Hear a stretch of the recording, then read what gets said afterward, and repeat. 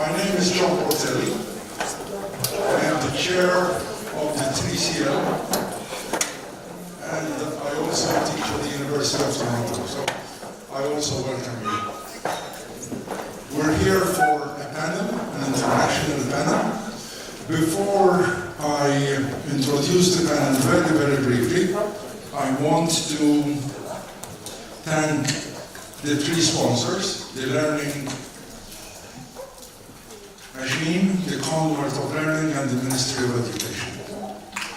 To do a conference of this kind, there is a lot of underground work, hidden work, and there are two people in particular, as chair, I sincerely want to thank them for their efforts and very, very, very hard work and engagement.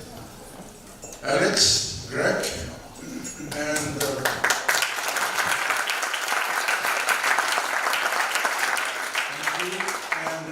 Miss Sue Falzon.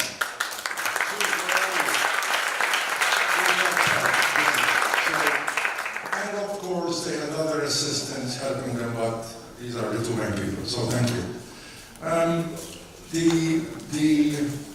Sorry.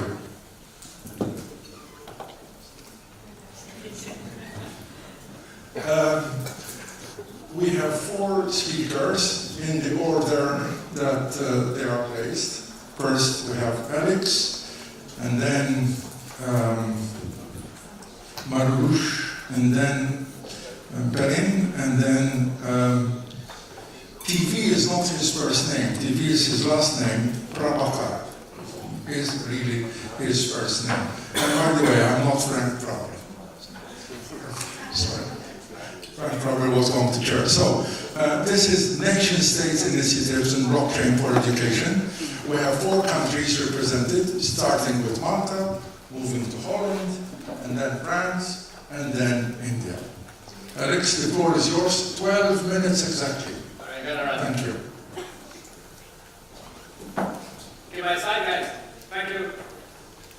All right, I've got a different title now. So it's red and white. It's Maltese. It's this place which the minister described as it doesn't exist, irrelevant, insignificant, especially if you're Turkish. The minister actually asked me, is there somebody from Turkey before he insults the whole nation of Turkey? I said, we have somebody from Cyprus, but I don't know if he insulted you. But it's okay. We're quite good as a small state to make sweeping statements about the world because we have a disproportionate sense of importance. Okay? When I used to live in England and people used to talk about Stonehenge, you kind of say, we've got Hajar is about, I don't know how many thousand of years older than that kind of stuff. Okay? So please bear with us in terms of our worldview. But my first slide in terms of trying to explain what we've been doing in Malta since 2016, and some of you know about the story because of some of the side discussions, is really based on this concept of using small states and small islands as an island time. So again, we're very grateful to have people from government of Bahamas over here. We could share some joint experiences over here. Our route to the blockchain was by happy accidents. So there were two happy accidents. Or rather, my accident was that I ended up doing this kind of work when I was planning to escape and leave Malta after I did a PhD late in my life, and the minister called me and said, can you do a small project? Rather stupidly, I took the call. And the first call was this, it was a case of we need to have a national lifelong learning strategy. We've been sitting on this for a while. Can you help ended up with me spending 6 months locked up somewhere in a room. And we produced a national lifelong learning strategy. But for me it was particularly important because it got me to get into the framework of learning for life. I'm somebody who, at the age of 18, my whole education life collapsed because I wasn't even in a university to go to over here. So it ended up being something I didn't want to be. I became a chartered accountant because it was my exit route out of this country. I worked by day and studied by night. So I did something about lifelong learning. Okay. And the second thing is the other happy accident. Anthony, where's Anthony? You there? Yeah. Anthony and I do a lot of strange work together, even though I'm 20 years older than him. And one of the things which landed on my plate and I got Anthony involved was this whole idea about Again, ideas about your station, yeah? Malta being part of the EU. If you're registered in Malta, technically as a higher education institution or as a university, you technically have a license to operate as a European university. And I was obsessed with the idea of online learning and blended learning. Having gone through a PhD where most of the time I was sitting in my farmhouse in Sicily, my supervisor was in the UK, and occasionally he'd show up, we'd Skype, and that's how I did my PhD. By the way, in a Grech institution, okay? I got a PhD from Malta. So, in a way, old universities are still doing this kind of stuff, they just don't advertise it.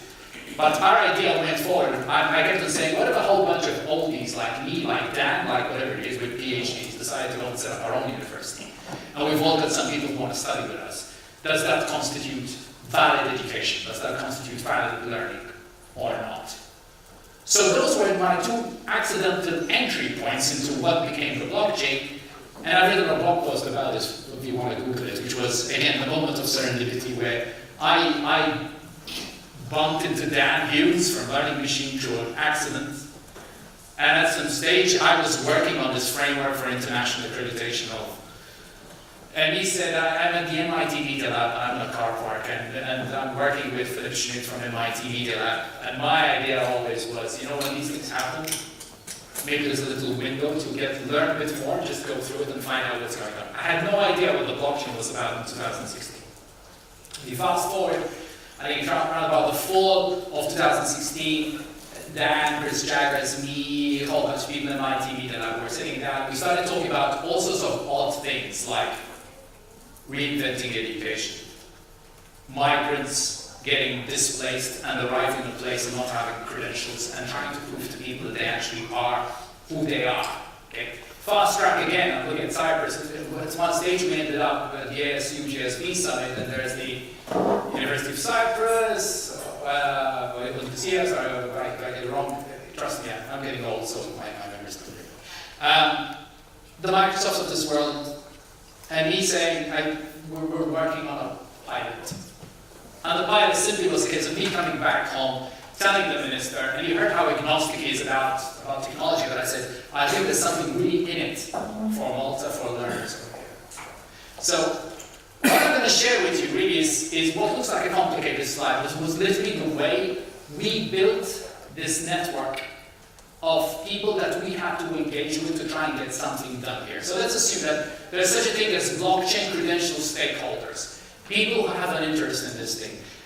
So my first part of the call was ironically with technology partners, and we're doing these things. And my questions there were, does it work? Yeah. Can it work? Now. I'm not interested in 6 months' time.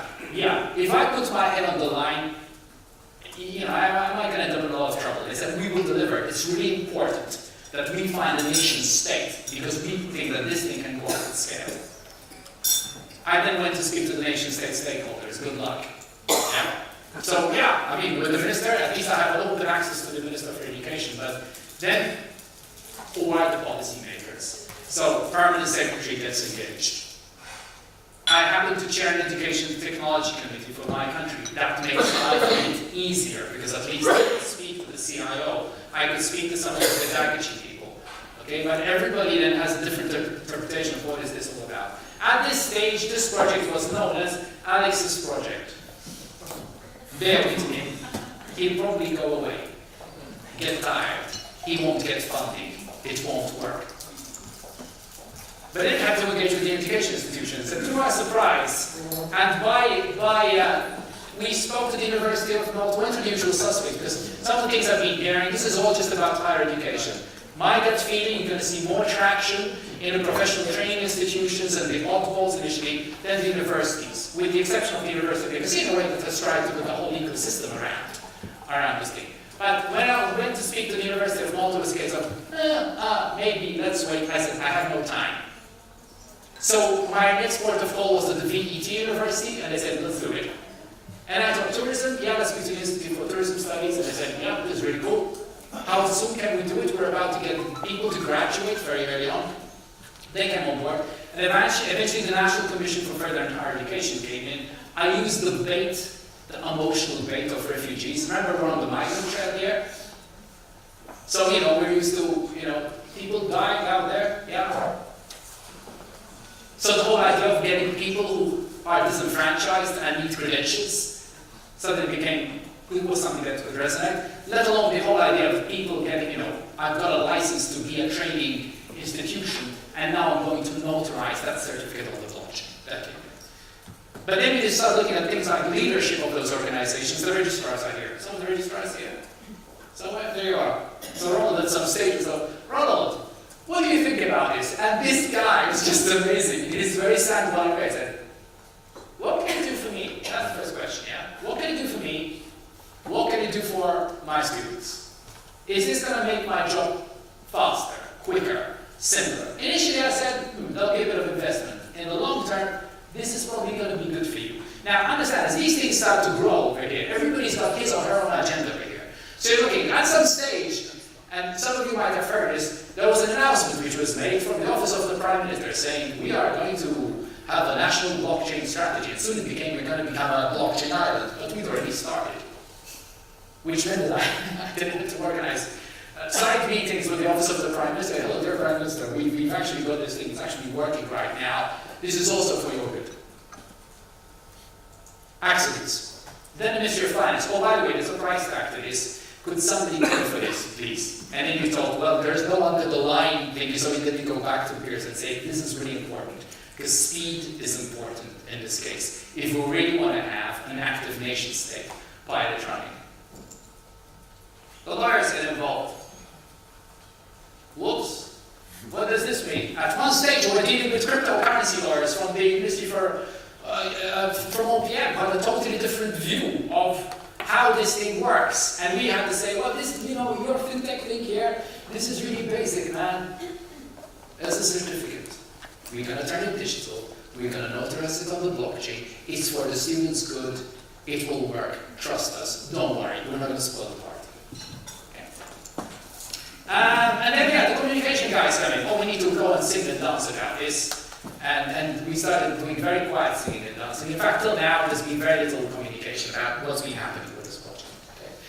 And then you need to have a quiet conversation or conversations with the Data Protection Commissioner who at some stage says, what the hell are you guys doing? There's GDPR coming over here. Is this going to put us into trouble or not? So what I'm trying to tell you is that when do you start? Should we have started the right way? In terms of these touch points, which one should we have gone for? Would we do it the same way? Should we have spoken to the learners first?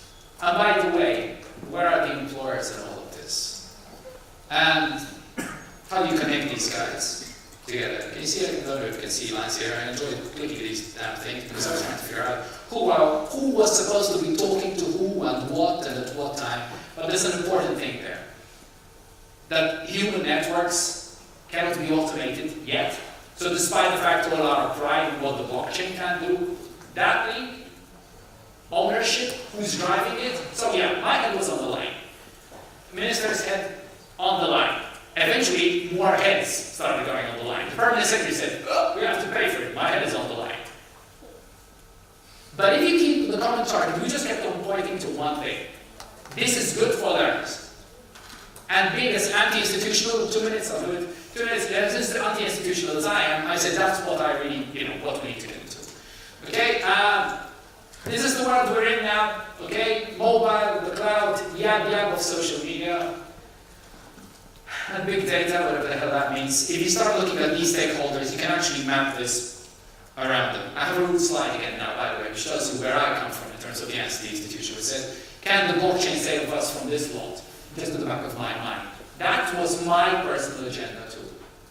I was one of these guys who was really keen on the internet and Web 2.0, how empowering it could be. We've now got a car crash.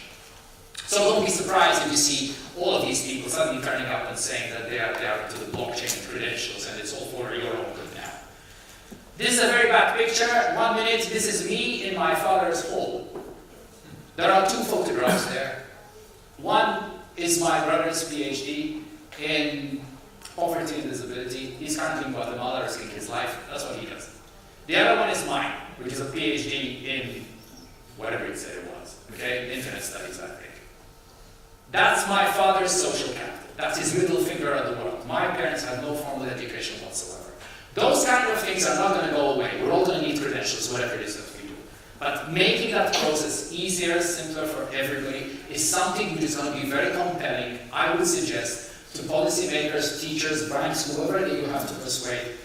That's a transcriptability, what happens when you have an MCAST certificate. These are being issued right now, notarized on the blockchain right now. You go to blocksters.org, you can verify that these things have happened. Anthony and I came up with a report which has been downloaded several thousand times, I believe now, which is called Blockchain Education, if you want to look it up. We'll be trying to bridge the gap between what the hell do we mean by blockchain in education, trying to find a common framework, okay? Okay, some touch points, last slide, sorry, go back, last slide. Where are we now?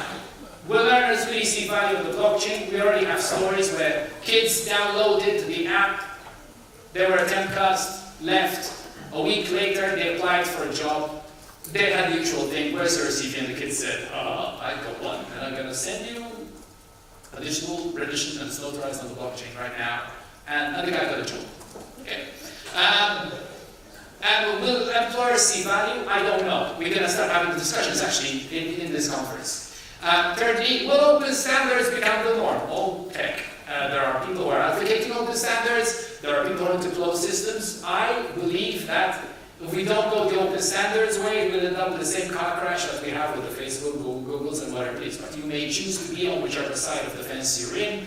Governance is always a tricky issue. Most governments want to close systems, not open them. So let's bear that in mind too. Okay? How quickly can this pilot scale up? I would suggest in my country scale up fairly quickly. In other countries, like what may happen in the Bahamas, I hope, it can probably scale up even further. The more you can get collaboration together, the more success you can have. Last thing, you need to have an owner, you have a driver. You don't have one of those, you're screwed. Okay, thanks, bye.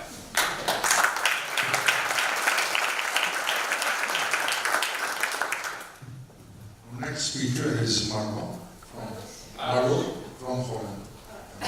Oh, yes, it's working. Can you, do you have my presentation? Okay, thank you.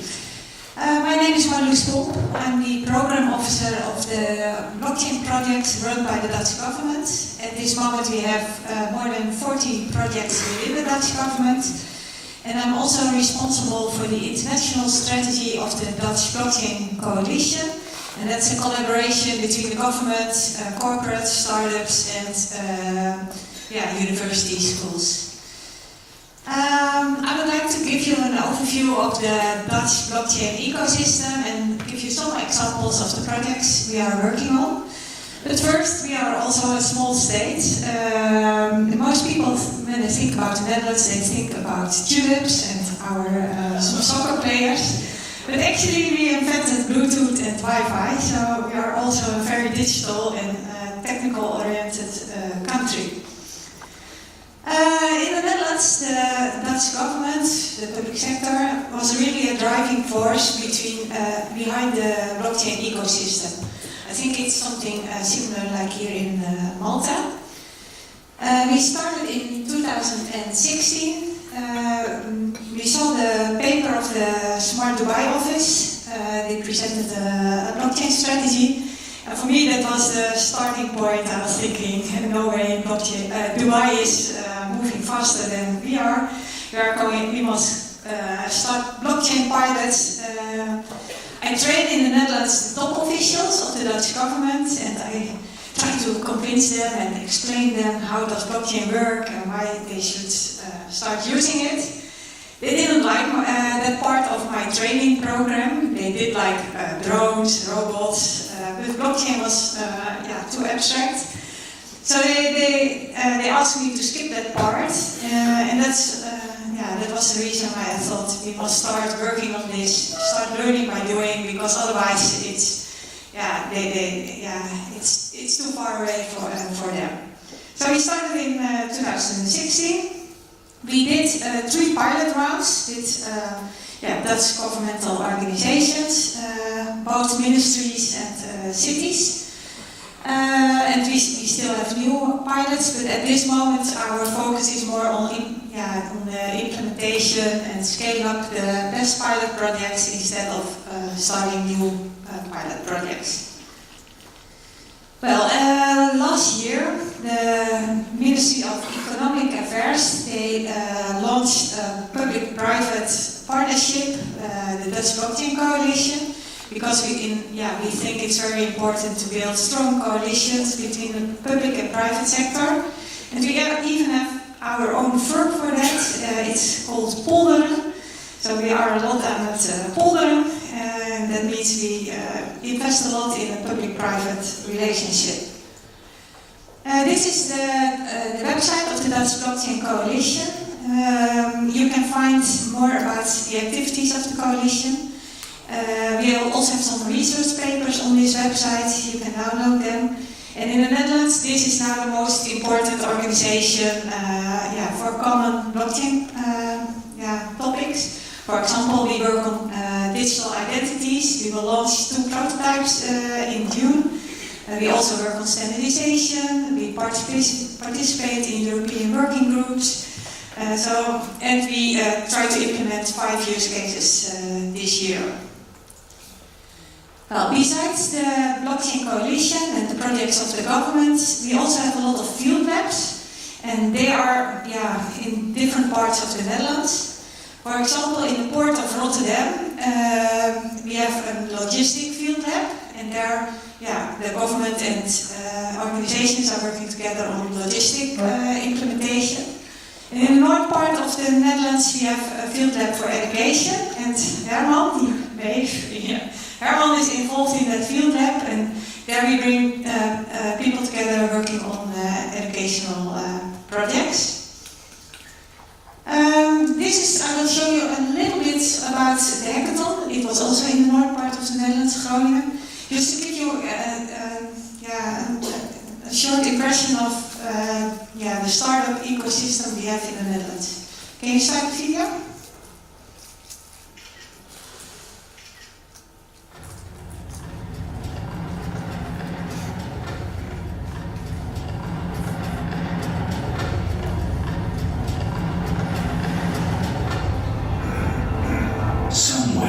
Something incredible is waiting to be known. Welcome to the Blockchangers Hackathon. You will build these amazing solutions and you will take them far beyond this hackathon into the real world and know that you will make it happen. Keep in mind that you are my ambassador for a better world. More than 700 blockchains, machine-to-machine energy transition, health, public safety and security, global digital identity, digital nations infrastructure, future of nations. Okay, you can stop it here. A lot of teams working on the different topics, and this is an example of how the government, corporates and startups are really working together. I can give you a lot of examples of the projects we run, but I don't have enough time for that, so I have made a small selection. We have more and more projects which are a combination of technologies. So I think blockchain by itself is actually quite boring. The real innovations are almost every time a combination of blockchain and IoT, or blockchain and AI, or whatever. So we do more and more projects with combination. This is the most simple example. We have placed a sensor in the street light, and when the street light is broken, the sensor triggers a smart contract. The smart contract sets out a micro job to certified repair people, and when the street light is repaired, the repair man or woman gets paid immediately. And this is a very small example of how you can use autonomous objects in cities, and we can do it with street lights, with other objects as well. And we use these small experiments to think about the more complex projects. For example, we run a test with vehicle-to-vehicle information. As a government, we want vehicles to share safety information, and that's much more complex. And we try to figure out, can we build a decentralized system instead of one central authority who collects all the safety information and then sends it back to the car. We might be able to use blockchain for that. Or another example are trucks. We have a test in the Netherlands with truck platooning. It means that, for example, 10 trucks are driving in a platoon, but the first truck saves much less energy than the last truck. So you want to prevent that the first truck is going to the end of the row all the time. So you can use blockchain to make payments between those trucks. Well, you need the small experiments for the more difficult technical solutions you need for those kinds of projects. This is another example. It's implemented. It's a project about the maternity care. Can you start the video? Netherlands without blockchain. Maternity nurses fill in timesheets, but they get approved by the parents. The maternity care office then processes these timesheets in their system and then sends them to the insurance company. The insurance company then enters the data in their system. The maternity care office does not receive payment for the care until 90 days later. It's a process with many downsides. The parents have very little control, while the administrative process is time-consuming, inefficient, and drives up costs. That is why health insurance company VGZ and the Dutch National Healthcare Institute ask you Ledger Method if there's a better way to do things. Using blockchain technology, insured patients are given an app that contains a blockchain wallet. That wallet gives them a number of maternity care hours to spend on a maternity care nurse. At the end of every day, the parents receive a notification. If the parent selects Do Not Approve, this directly prompts discussion at the source as to why a certain service was not provided or not provided to their satisfaction. If the parent does enter an approval, the source has already confirmed that the service was provided, and it is then irrefutably entered on the blockchain. The insurance company pays the maternity care office directly from the parent's wallet. In short, the process can be directly checked by the parents, all parties work together in one system, and the invoice is no longer leading. Instead, it is a direct result forward and efficient. Well, this is an example of how you can use blockchain technology to make administrative processes more efficient. Let me check. Well, of course, we also have projects on blockchain and education. For example, the University of Groningen has built a prototype, and they are going to test it with a university in Ghent. This project is done by the field lab in Groningen. You can also see a demo in my presentation. In Belgium, there's also a project. Track 1 is about an authenticity track, and step 2 is they want to start with cross-border data sharing. And we are in contact with Belgium to see if we can also start working with them.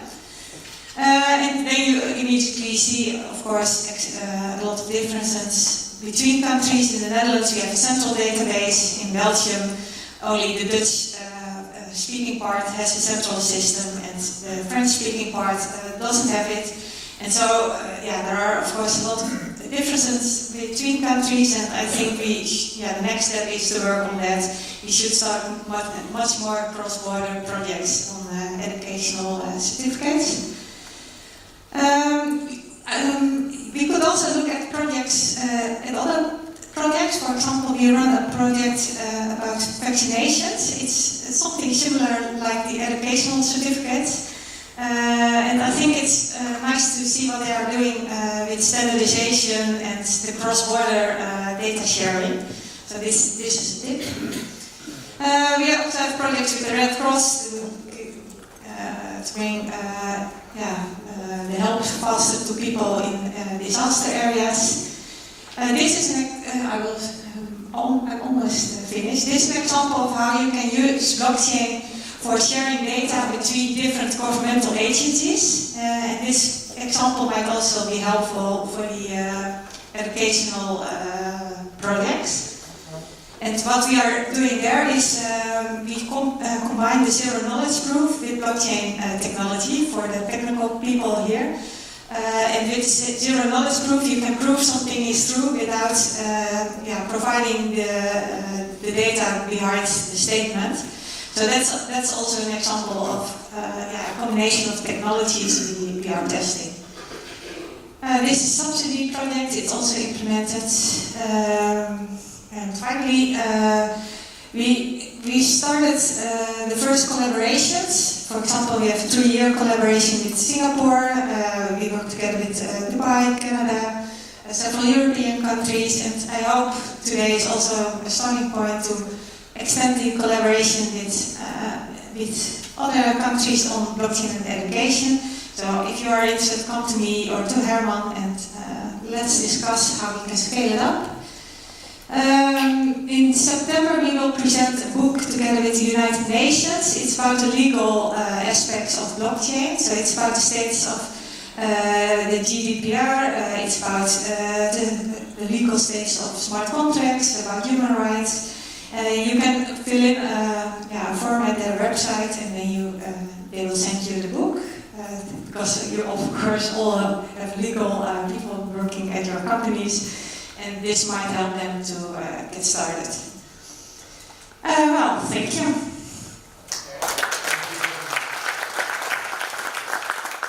Thank you very much, Marloes. Now we move to France. Perrine, thank you.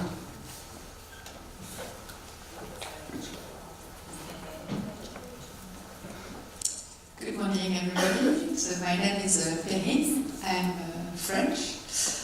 Sorry for my English. It's the first time I'm doing this presentation, and it is in English, so it may be sometimes a bit difficult. But I think I will use very simple words to speak about the blockchain, and this will make it. So I have a small story with the blockchain because one friend of mine co-founded the first Bitcoin platform back in 2011. And sorry, I am a lawyer, but due to my lawyer curricula, I've studied at university that at some point you had shells to pay goods at the beginning of humanity. And then slowly coins came, and finally you had the Italian who invented a way to recognize money in paper, and then you had the paper, and finally within the 30 last years everything was digitalized. And not only coins and money, but also registers. And this is due to my lawyer background. I was sure that the Bitcoin would become something because for me it was logical that something new happened to the way we produce and exchange money.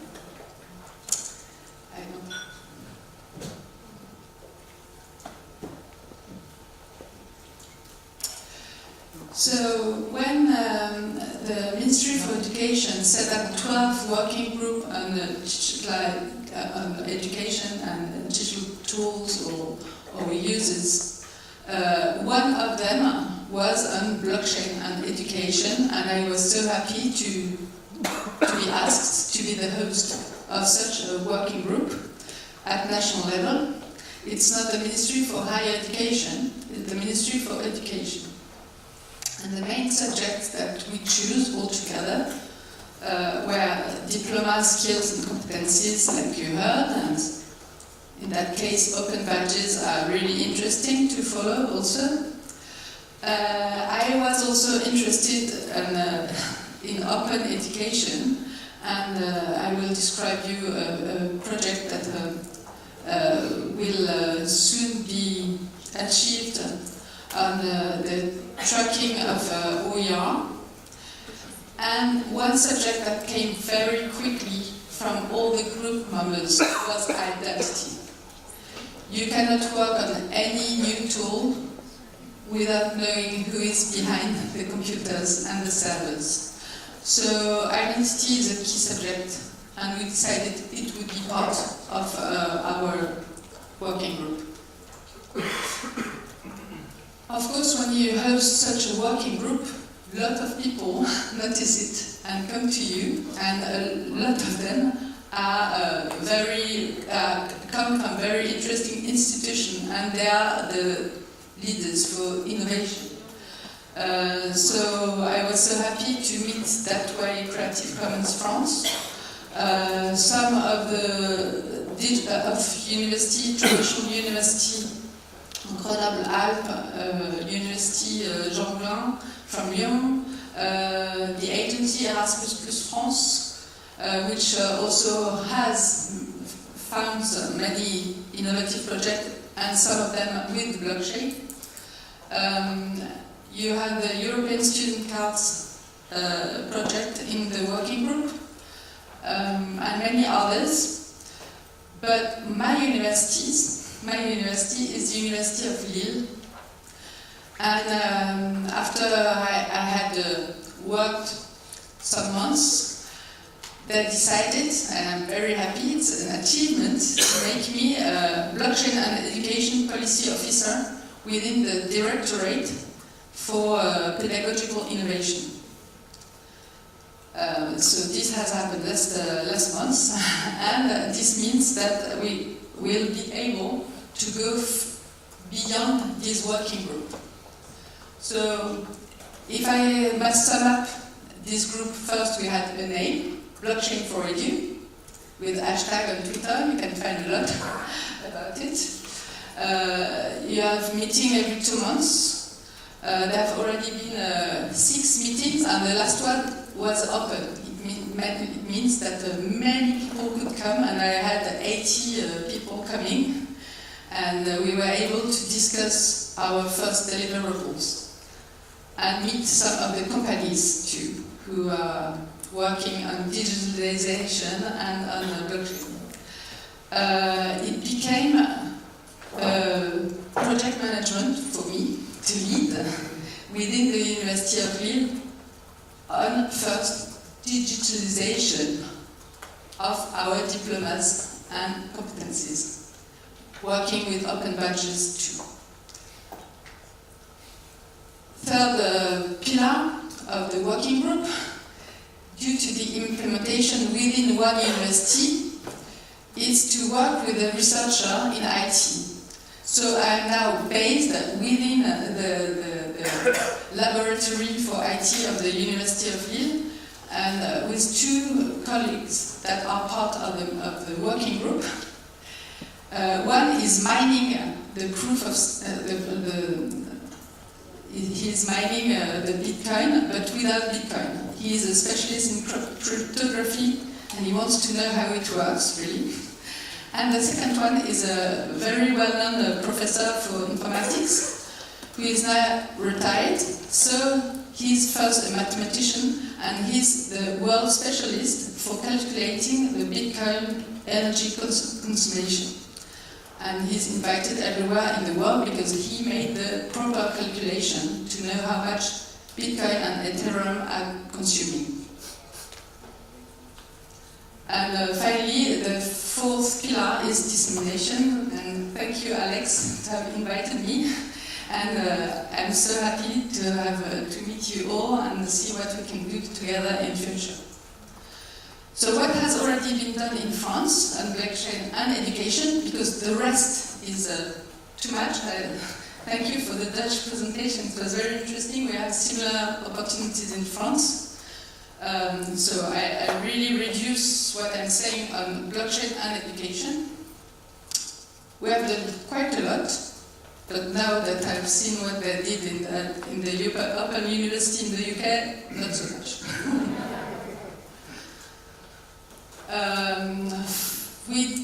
There were several attempts of, not only attempts, but successful testing of putting diplomas into the Bitcoin blockchain that are completely similar to what the MIT did with the machine learning. It was done first in a small engineering school that is not as famous as the MIT, but the professor who did it, he is one mathematician, French mathematician, who corrected, for example, the white paper of Natashi Sakamoto. So he was very interested in the Bitcoin, and he made that first experiment back in 2015. And a business school called ESSEC did it too. I this is not the moment where I should describe what happened, but it is certification of diploma for 30 students in studying finance engineering. So it was cool. In that small engineering school, they also developed a training to learn how to develop blockchain technology. We met in the working group many actors on digitalization and data portability with or without blockchain technology. And I don't want to describe everything, but one is called BC Diploma, and so they are doing the same but with the Ethereum blockchain. So it's interesting. And there are also, this company is funded by 2 French mathematicians from the best elite school for mathematics. On Open Badge, I met all the ecosystem on the Open Badge, and it's true in France we have one of the leaders of the movement called Serge Ravet. He has been one of the organizers of the last Bologna conferences on Open Badges last October, and next time it will be in Paris in the autumn. And just to tell you one word on that, this community thought of blockchain for badges, and as of today they agree that they should further continue to teach people how to use badges without the blockchain for the time being, but they are still interested and part of my group, of my working group too. 2 minutes. Good. This is the GOG project. This was done by Creative Commons France with a Dutch blockchain called Ascribe. And when I met Creative Commons France, Primavera de Philippines, she had done that with a French-speaking international organization in order to certify and track the modification on works of arts from museums. So it was a poke, it worked, but when we met we thought that it could be made on OER, Open Educational Resources, and it will be done now this year with blockchain, everything. Finally, on identity and sovereignty, Alex spoke about the GAFAM, the Google, Amazon, Facebook. And in France we have a long-term project on building an identity that could be provided to any citizen.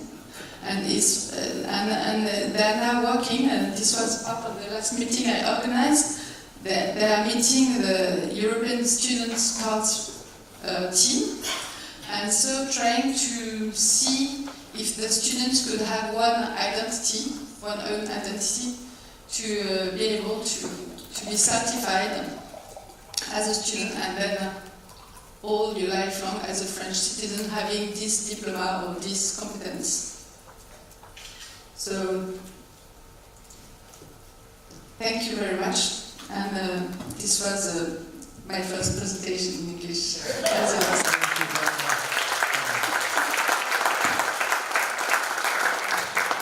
Thank you very much, Ken. I remind you once again that after the last panelist, we will take questions and comments, so you should feel free to write whenever you are ready to write. Thank you. Fourth, but not least, is Prabhakar, and from Europe to India. Hello, Chair. Good afternoon. We just crossed noon, I noticed. So, we don't have a blockchain project in education in India, but my institute recently got a large blockchain project of 5 million euros, which is a large amount of money considering the arbitrage. Just less than a month back. But we do have, I represent probably one of the very few blockchain and education kind of initiatives, so I'm going to talk about that. So, my name is Prabhakar. I'm coming from something called Indian Institute of Technology. It is there, you can see that. It's in the northern part of India, east of Delhi. We are a nationally important institute with about 6,000 students, all branches of engineering. The computer science department is one of the oldest, actually the pioneer in computer science education in India. We are best known for our result in computer science theory, where we proved, one of my colleagues proved that computation of primes isn't P, it is polynomial, it is related to cryptography and enhanced blockchains. Okay, so this initiative is based on MOOCit, and MOOCit is actually a MOOC management system, and it has some very innovative features. For example, it's integrated with Facebook.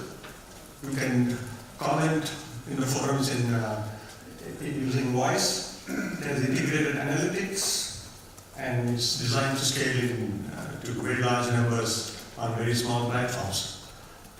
And the major thing is it is actually built with developing countries in mind. For example, it has multiple delivery options. You take internet for granted, but that's not the case in most parts of the world.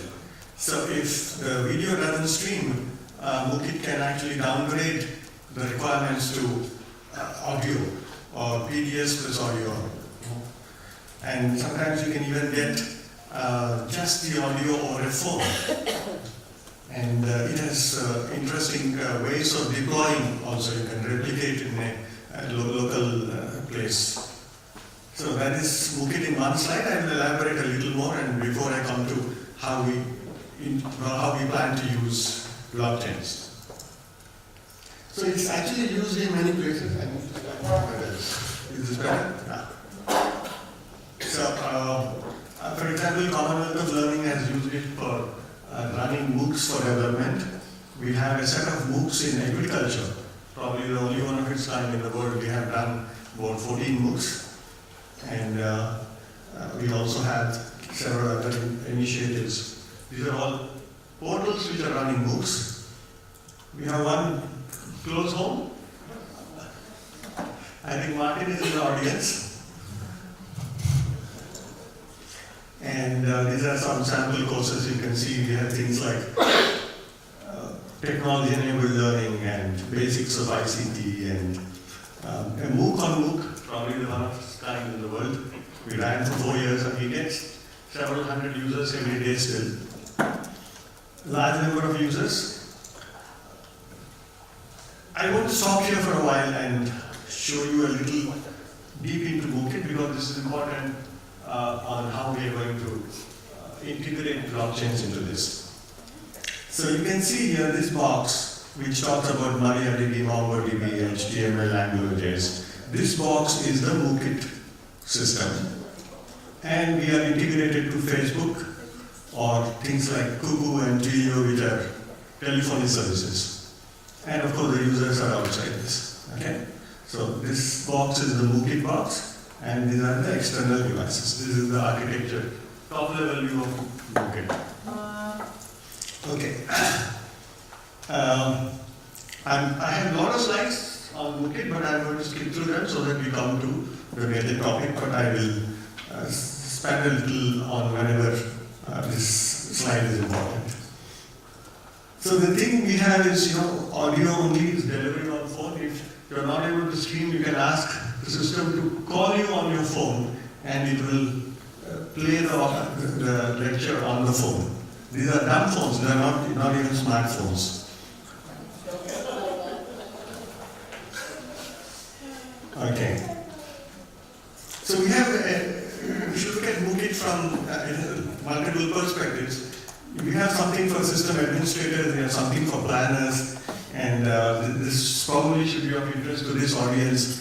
We have a MOOCit offline, which can work on an SD card. So you can actually consider a MOOC an open educational resource and distribute the whole course on an SD card to somebody who doesn't have any internet access. And you can get the analytics of that student online. You can be monitoring that student wherever you are. So that's a very interesting variation.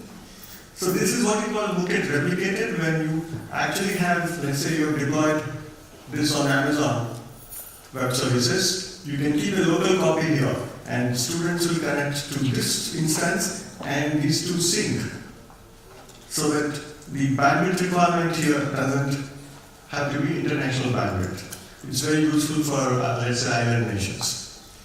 Okay. We have, it's built on open source technologies completely.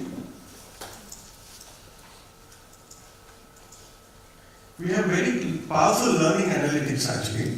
You can see, these are some sample graphs of registrations, engagement pattern, analytics. This talks about how students are connecting with each other. For example, here is, if somebody makes a comment on a question, comment question by somebody else, there is a line drawn between them. So you can actually see how the interactions change over the duration of the course. Okay. Now, I'm a software architect and I see blockchain as a component. I'm in the CS department, but I'm not an algorithms guy. So what does blockchains do? We talk about database and a program. The program executes something, computes a state, and writes into a database, right? But when we go to a blockchain, these two actually merge. There is a program executing inside where the state is being written. That's called a smart contract. Okay, we need not have to separate the execution of the program and where the data is stored. Okay, this is the architectural variation that blockchain gives to you. Of course, it has given us several properties which you have seen in the morning, so I don't want to elaborate. But what does this result in? It results in what we call some changes in quality attributes. Now, what is a quality attribute? See, today it's very easy to write a program which delivers any functionality. For example, if you want to search the internet, if you type a keyword and you want to find out which are the websites which have this keyword, it's not difficult to do. But it's difficult to do it in under a second for 1 million users simultaneously. So that's to reduce latency, to give you scalability, and to give you 24/7. That is the difficult part. The functionality is not difficult, the quality attributes are difficult. Okay? So if you go to blockchains, this is what happens to scalability. Your integrity goes up, modifiability goes down, you can't change it. Availability goes up because there are multiple copies. Confidentiality goes up because everybody can see. Writing is slow, but reading is fast.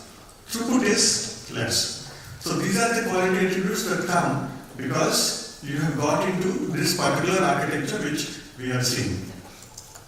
Okay.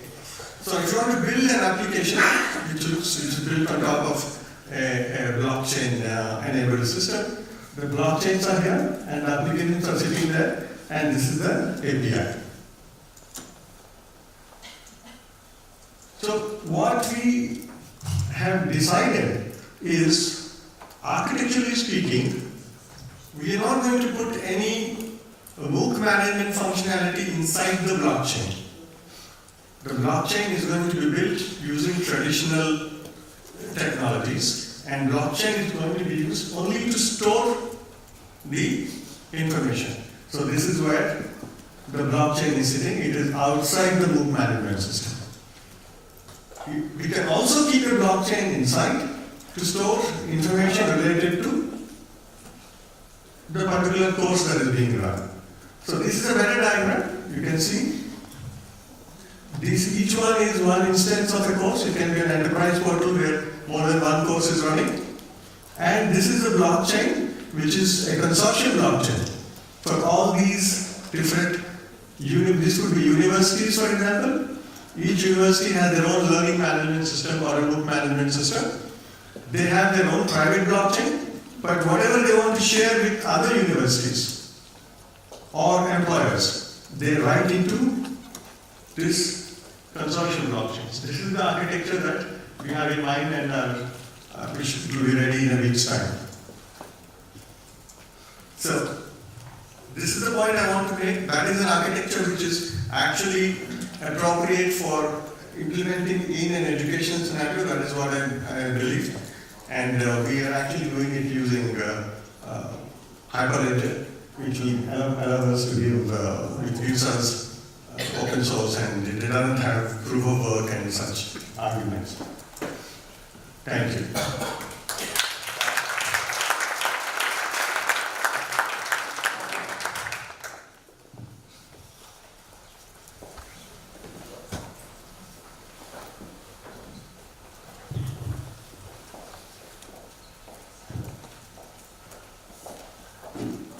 Thank you. Thank you to the four speakers. Now we'll come to some discussion, comments or questions. You may have seen some of the comments or questions. There are, I think, 2 questions specifically for India. There is one for Alex regarding Malta, the first one. There are 2 or 3 questions regarding finances. Maybe parts of the panel can decide, and there is 1 or 2, 1 for sure, for all the panelists. So, Alex, you want to start with what common factors of... No, wait a bit. Where is the one for Malta gone? Is it gone? It got deleted. It's gone. I told you we don't exist, yeah. I think it was a question with regard to... I think what's more important, Which is more important? I think there was a question about which stakeholder is more important when you're trying to structure a nation state. Yes. I mean, the silly answer is all of them. Everybody can hijack something. So let me start with the negative, because as a strategist, okay, I want to get from point A to point B. I want to join, there are dots and you want to join lines between them. At some stage, you have to make sure that all of those dots get activated. In the capitalist world that we live in, if there's payment being made, whoever's going to pay, it has a fairly important role in this. But if it's the government, sometimes the person who pays, i.e. the Ministry of Finance, sometimes has to be told by somebody else that this thing needs to be paid. The mistake we make is assuming that these are cohesive groups, huge groups of people. Well, the trick is to identify the important individuals who will see something in it for A, them, B, their own constituents and stakeholders. In our case, yes, it helped having the top guy who bought into it, but I can promise you, if the registrars of the institutions that we have worked with did not buy into it, it would not have worked. And I think in our case, we're going to move to the next phase now, which is communicating the end value, not just to learners, but then to the labor market. By the way, the labor market is also very interesting in a country like this, okay? You won't see many people from the labor market in a conference like this, for instance in Malta, because they're busy working. Okay, which is another thing. So that's a cultural aspect that we're going to have to get across to people who are busy and are not into conferences. So how can we get those kind of messages across that it's for their own good? The last thing is this whole notion of for the common good. Well, it needs to be deconstructed. I go back to networks and activating the right people in the networks. The question was actually there, I didn't see it. There is another question that came in, 1 sentence only. Are there any results on the pilot studies you have conducted? I think the results from ours will be communicated soon. I think in terms of the other pilots, Nancy and I were looking at a number of pilots in different countries. I also saw something about sharing of information. I think that's the whole scope of conference like this. Okay. Thank you. Now, Prabhakar, there are 2 questions for you. I will read them, you can see them there. What are the challenges of implementing blockchain applications that are specific to developing countries beyond internet connectivity? And the other one for you is, how do you stop your trained engineers, national university equals taxpayer funds, from leaving India with the negative results for the country's development? While you're answering, I'll ask the other 2 speakers to look at the more generic questions and they want to reply after that. So, Prabhakar, yes? Yes. The second one is, or credential, no. How do you stop your trained engineers, national university equal taxpayers' funds, from leaving India with a negative result for the country's development? Okay. This one is not about blockchains. We'll come to that in a while. See, the first one, what challenges do we have in a developing country? See, the way I see it is the concept of trust and identity are slightly different. There is implicit trust. I don't believe that many people don't believe that they are going to get cheated, even though they may get cheated. The society works a lot more on trust. So selling this high-end technology may be more difficult because it's going to cost them something. But that's at a socio-political level. But in terms of technology level, challenges are just the same. Biometrics, some of them don't work. We have a very large national biometric project called Aadhaar, and it has huge problems because fingerprints don't exist for 30% of the population. They're just one out. Those kinds of issues are there. But otherwise, connectivity is the major one, and expenses like smartphones and such stuff. I don't see any other problem. In terms of leaving India, we thought it was brain drain. Now we call it brain bank. Thank you, Prabhakar. Now, for Perrine and for Marloes, the single what common factors of success and challenges do you see in the blockchain initiative just presented in Malta, the Netherlands, France, and India? And the other one for all of you is each country is doing its own research and pilots without sharing lessons learned. How can this be done differently so we can all benefit from past experiences? I suppose the conference is one of those attempts, but I'll let the two of you comment. If I may, standards are very important, and this is all the conference is about, is to know about each other experience. My question for my University of Lille will be to choose at some point which blockchain we should use for education, which is not the same as for the financial sector, or like Anthony said before, we cannot use the ICO funding for our students. So it should be funded by public sector, should be of course shared within a maximum of institutions. And this is where the Bologna process could be interesting, but any collaboration would be key.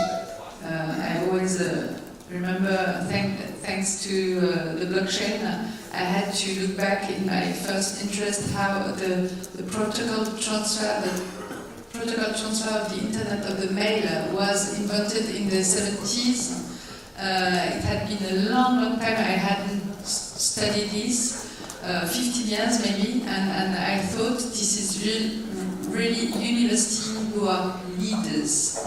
So the private sector can do a lot, but we should be really in thinking together what is the best solution, including for environment. This is my point of view. Yes, let me start with the first question about the common factors of success and the challenges.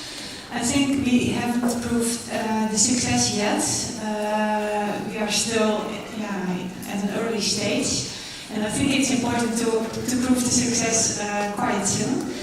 The challenges are, I think, similar like the story in Malta. Technically, it's difficult to build because the technology is new, but you can do it. It's much more difficult to bring all the stakeholders together and to work really together on those kinds of projects. So that's the hardest part. And we also face a lot of practical problems In this use case, with you don't have a lot of payments, but in other projects we have, we use tokens, and at the end of the process we need to switch them to euros. And we don't have an official euro crypto, crypto euro, so we must swap the token. So we must work together with the banks, and so I have a whole list of practical problems. The first projects we launched was on Ethereum, then we launched it, the crypto kittens became popular and the whole network slowed down. You can't call anyone. So a lot of problems, practical problems, but it's still early stage. The second question is about every country is doing its own projects and how can we share knowledge. I think at this moment it's fine, everybody is trying, and it's also, you need your own learning curve, so you must start learning by doing, and of course you will have a lot of pilots and projects at this moment, but the next step is to scale it up, and I think we must start a lot of cross-border use cases to learn more about the difficulties and challenges you face then. And after that, you must really scale up and choose. You must standardize and you must make decisions. And that will be the hardest part because everybody loves his own project. And I think some people must give up their own project and start working on other projects. Or we must pick the best parts of each project, things like that. And one thing to get there is, of course, conferences like this. In the Netherlands, we also have a lot of incoming visits, where we bring people together on a certain topic. We have the first blockchain trade missions, where we also try to start cross-border projects. But I think today is a very good example, and I hope we can do this more often. Thank you very much. Now, to finances, who's paying for the transaction fees? When it comes to, for example, for credential applications leveraging public blockchains such as Bitcoin? So this was a huge problem until January because the fees changed every day. And I don't know how it works in your university, but for French public accountancy, it's just impossible to imagine paying fees that change regularly or every day. So now, despite it has changed, I can tell you that the first book I have heard of, they try to have only one transaction on all the students. Not one certificate, one hash for all the promotion, in order not to increase the cost of the registration. And this has been better because the Bitcoin community found a better solution for the fees of certification. But this will always be a problem within an open blockchain system. Very nice. A good question for you. How do French citizens use the block project? Someone is asking. Yes, block project, it says. So it was a poke, it does work, but one of the problems was to scale it up. And it was from the beginning thought for museums, but there was not enough time within the project to go and see each museum, like in the Netherlands, you have that great museum, Rijksmuseum in Amsterdam, which is open. So the idea was to create the system for tracking everything that was reused from the Rijksmuseum of Amsterdam. So the POC didn't go until its end to see how it would work, but now with OER, what I thought of, and Primavera de Filippi, who is a blockchain specialist, really agreed with that, is to use our search engine, a governmental search engine, Supnumeric, which leads to 30,000 OER that are well documented and indexed, so that coming from based where you know that the licenses have already been put is the way to use it directly without asking for permission. So this is the plan, and I don't know how it's not done now, but it is funded again by the French-speaking international organization. Good, thank you. Sorin Cristescu just informed us, are you aware of existing production-grade public blockchains with zero transaction fees? Go on. All right. So Yes, we are. It depends on the blockchain, and it also depends on the consortium. But also, we have more and more hybrid blockchains. So it's not. It's more different layers of technology. So you don't always pay a transaction fee. thank you. So, two last questions, and then we'll end here. And I'll raise both, and I'll ask any of the panelists very quickly, and then we will conclude for lunch. A question of size. Does country size still matter in a blockchain-mediated world? That's one question. The other one is, the initiatives come from universities in India and France, the government in the Netherlands, and Alex, Malta. Are there parallels to the infancy of www? Can we learn from that? Starting with Alex. Does size matter? Yes.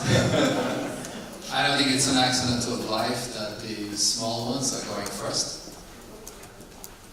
If you're looking at nation states, Malta, Holland, maybe the Bahamas, maybe other people, I don't think it's an accident. Because of the human situation. If it's a question of then, can a small country punch above its weight? Yeah, you're here. This is a network which was started from individuals. I know him, he knows that. I mean, and it was, I can share secrets with you, yeah. You know, everybody I asked to come here came here. The only two people said no was because they were somewhere else. And I said, this is not a fintech conference, you can't really come and, this. So I think that's the first one. The initiatives from universities, so I'll just answer that and shut up, okay. The initiatives come from universities, and Alex, are the parallels to the infancy of the World Wide Web? I hope so.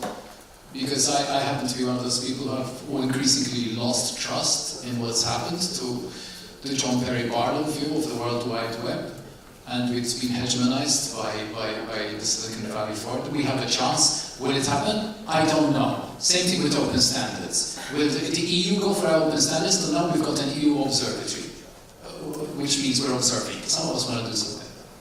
Thank you, Alex. Yes. I think we are learning from the early stage of the internet. We know how to work on standardizations. We have better networks. We already have a lot of technologies we are still using.